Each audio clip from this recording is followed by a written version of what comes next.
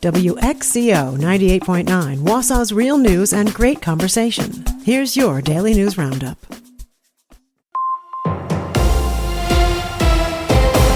For WXCO News, I'm Isabella Nieto. A bill in the state legislature could turn control over energy projects, specifically solar and wind projects, over to local municipalities. And a Marathon County resolution could ask the State Counties Association to help get it passed. Twin bills in the state Senate and Assembly would require local approval for certain wind and solar projects before the Public Service Commission can approve them. At a high level, what the legislation does, and it's in the packet, it allows for those municipalities for projects that are over, as I understand it, over 100 megawatts.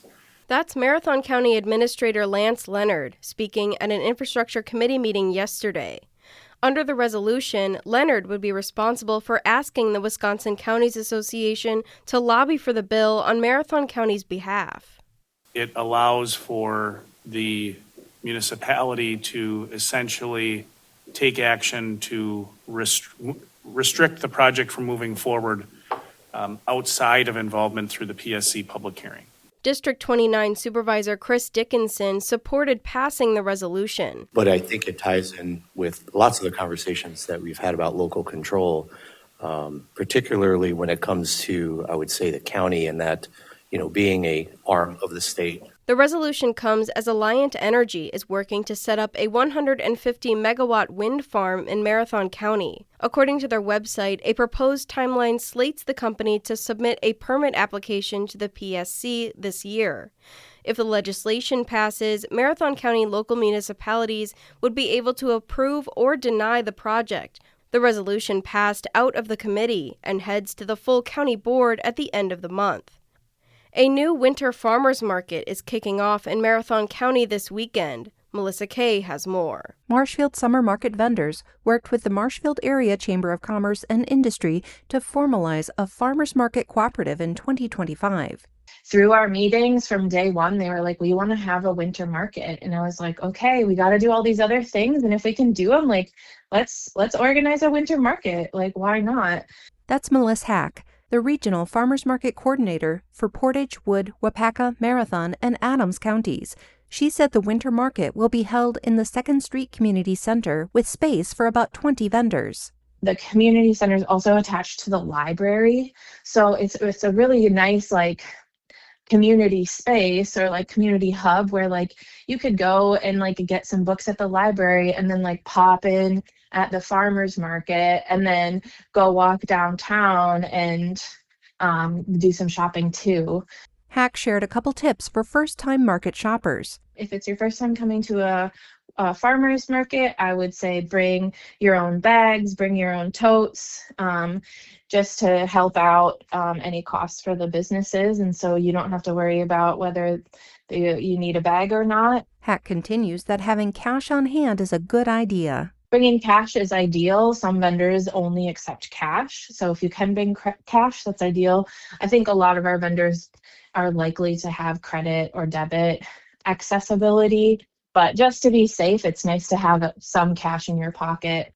The Marshfield Winter Farmers Market is open from 9 to 2 every Saturday, starting January 10th through the end of May. Habitat for Humanity of Wausau is bringing up to 385 teenagers and adults to the greater Wausau area this summer to improve the homes of elderly, disabled, and low-income residents. According to a press release, as many as 60 residents will benefit from the work from the Wausau Work Camp. Work camp participants will be housed at Newman Catholic High School. Repairs offered through the work camp include interior and exterior painting, weatherization, porch and wheelchair ramp construction, and more. To apply for home assistance, visit habitatwausau.org. A gallery in downtown Stevens Point is accepting applications for their 38th annual Culture and Agriculture exhibition. Until the end of the month, artists can submit up to 2 pieces of artwork for consideration. The pieces must be inspired by agriculture and may include rural landscapes, farm life, or broader agricultural themes and issues. Selected artists will be notified in early February. The exhibition will be open at Gallery Q March through April. For information on the exhibit and application process, visit culture-agriculture.com. A long-running study found that high levels of PFAS in the water supply are negatively affecting bald eagles across Wisconsin. According to a WPR report, the Great Lakes Bald Eagle Health Project has been testing the birds for contaminants like heavy metals in their blood since 1990. The organization began testing blood samples from eaglets along Lake Superior and the Apostle Islands in 2023. They found around 40 different types of PFAS. Researchers also determined that the higher levels of PFAS leave the birds more susceptible to disease. The researchers are now working to use the test results to determine exactly where the forever chemicals are coming from. I'm Isabella Nieto for WXCO News.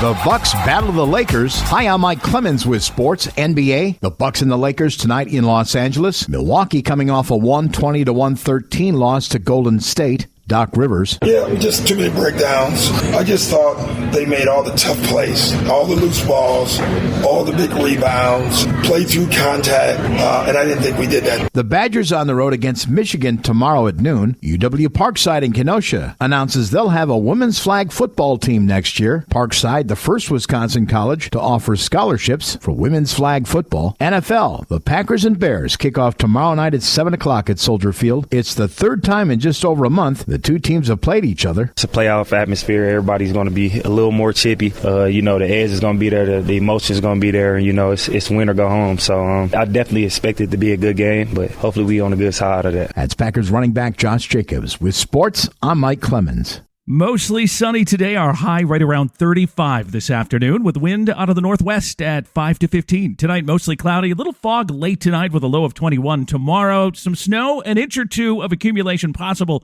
with a high right around 30. I'm meteorologist Sean Cable.